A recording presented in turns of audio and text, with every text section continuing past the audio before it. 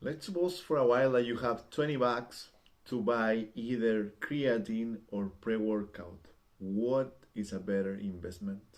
What do you think, guys? Let's find out. Felipe here, Feed Story again. Guys, let's discuss a little bit these very popular supplements. Okay? The first thing that we must understand is like no matter what supplement we will get or will ingest, if our training, if our diet is not on top, fully polished, it doesn't matter what supplement we can get. It doesn't matter, it won't make any difference. The three fundamental things that you should be doing perfectly first it's training, of course, diet, and sleeping. After you have those three things completely well done, now you can start thinking about supplementing. Okay. Also, most of the supplements offered in the market nowadays are just pure trash and just a marketing strategy to make you buy those things. You can't ever go wrong by choosing either creatine or pre-workout. But if we have to choose which one, let's find out. Let's define what creatine is first, okay? Creatine is a very popular supplement, perhaps it's the most researched supplement in sports sciences. And it is used by the cell to produce ATP. ATP is like the basic compound which promotes energy at a cellular level. So in the muscles, creatine is stored as phosphocreatine. And there is something that we must understand. Creatine only works by accumulation in the body. So whenever you are ingesting creatine, you have to ingest for a period of time in such a way that after maybe 10 days or even 20 days, your body will be, your muscle, full of this compound. Before that amount of time, you won't see any benefit of it. So if you are thinking that after taking just one scoop of creatine a couple of days, you will be stronger, you are absolutely wrong. The benefits of creatine is like it gives you like more power. You will be able to perform a little bit more reps, for instance, or maybe your maximum lift will be enhanced in a way. Don't expect something crazy about it either. Some studies suggest that the increase in performance due to creatine is around 5 to 10%. So let's think for a while. If your maximum squat weight is like 200 kilos, you can add maximum 220s after being totally full of creatine in your body. So let's say after 20 days by taking creatine without any interruption. So to me it doesn't sound so good. And also we are talking about like the maximum rep, nothing else.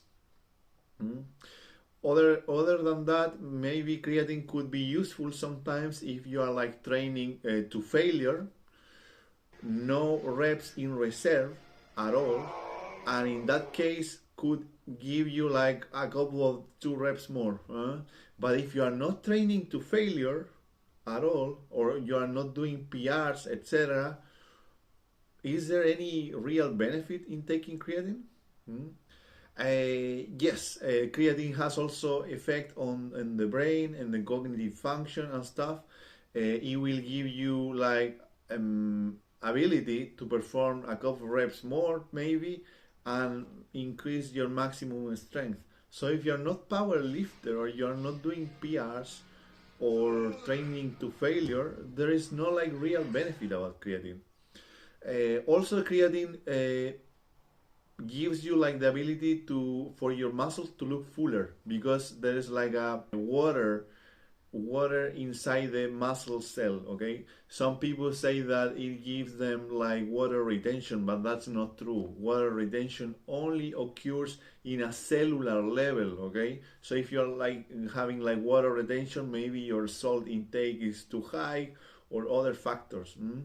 Other people claim that they start losing hair about when they are consuming creatine, but there is no real proof about that. There is no real proof, and there is no like solid evidence supporting that claim.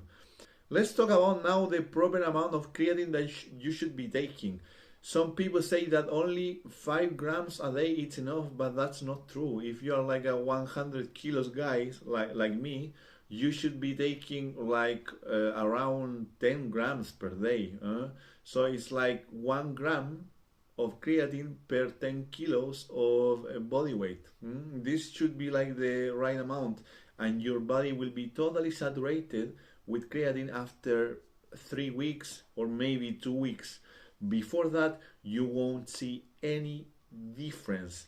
And also, the body depletes creatine daily. So if you are like skipping 1 day or 2 days of taking creatine, you won't see any kind of benefit, or maybe it will take more days to be fully loaded with creatine. So this is something that you must take into account. So you can't skip any day if you want to be on creatine. You have to be super consistent. Pre-workouts nowadays are like a tool to perform better in the gym. Unlike creatine, the benefit of pre-workout is that you don't need to load your body from anything. Okay, you just take like 1 scoop of pre-workout and you are just prepared to perform in the gym with no problems. There are 3 must-have ingredients in every pre-workout. Those ingredients are, of course, caffeine, also beta-alanine, and also citrulline. If a pre-workout doesn't have any of these 3, it's like pure garbage and it belongs to the rubbish. So caffeine, what it is important? Of course, this is a very well-known and studied stimulant. It will give you like the power, to train, to leave like the fatigue behind, and in that way you can perform better. Obviously, I think no explanation is needed here.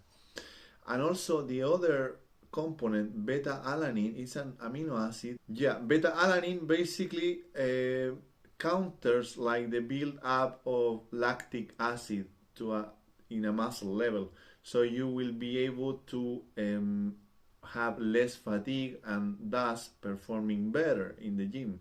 This is the purpose of beta-alanine. And also sometimes you have this sense that your body is itching, or you have to touch something or to hit something. That's the beta-alanine making its effect. If you're taking a pre-workout and it's not giving you that effect, maybe the amount of beta-alanine is not that high as it should be. The other very important third ingredient is citrulline. Citrulline, what is important is like an amino acid as well. Citrulline encourages your muscle to receive more blood flow, which obviously it is very beneficial because your muscle will be receiving all the nutrients that they need to perform good. Obviously, some pre-workouts in the market, they are adding other kind of products. For example, creatine. Many pre-workouts add creatine in the recipe, but there is no real effect in that creatine in the pre-workout. So they are just adding, like, for instance, creatine to the pre-workout, but the thing is, creatine only works by saturation. If your body is not fully saturated with creatine, it won't make any difference. So they are just adding some additional ingredients in order to charge you more money from you. So also, guys, there is like scientific evidence now that caffeine prevents creatine absorption.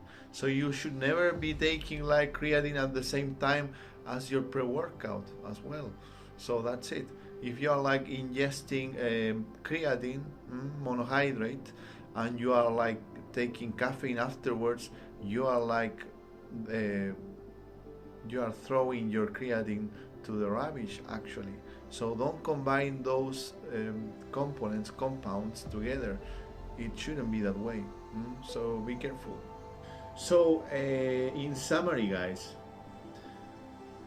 I know that a lot of people will disagree with me, but I think pre-workout is a better choice if you are like budget constrained, for the simple reason that you can have one scoop of the pre-workout and it will work immediately. You don't have to do anything else. But if you are taking creatine, you have to be very consistent, and also the performance increase will be totally useless if you are not training to failure or you are not trying to do PRs. Let alone if you are an enhanced athlete. In that case, the contribution to creatine in comparison to here, for instance, will be so minimal that you shouldn't even bother about taking creatine, you know. The only bad side I see from the pre-workout is like sometimes if you are like ingesting it every day because you are training every day, you will develop some kind of tolerance to it, and probably the caffeine in it won't be as effective as it used to be. And if that's the case, I would suggest you like to do some kind of cycling. For instance, go on and off so you can reset the threshold of caffeine tolerance in your body, and then be better. If you have to choose for one, I'd rather have pre-workout because it's more practical. You can do all your effort in the gym and perform instantaneously, something that creatine doesn't allow you to do. And also, if you stopped taking creatine for a while, you have to start from scratch again. This doesn't happen with pre-workout, okay? So that's the thing, guys. I hope that this video worked out for you. So see you guys next time. Don't forget to subscribe, share, like my content about self-improvement, holistic self-improvement, etc.